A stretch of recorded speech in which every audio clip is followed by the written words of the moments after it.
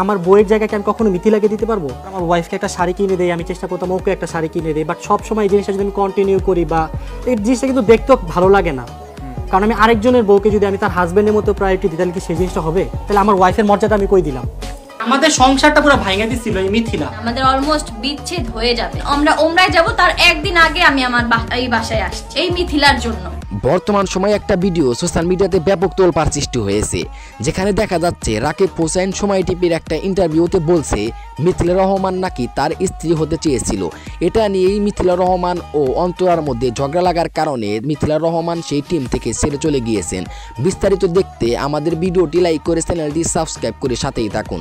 চলুন বিস্তারিত জেনে আসি।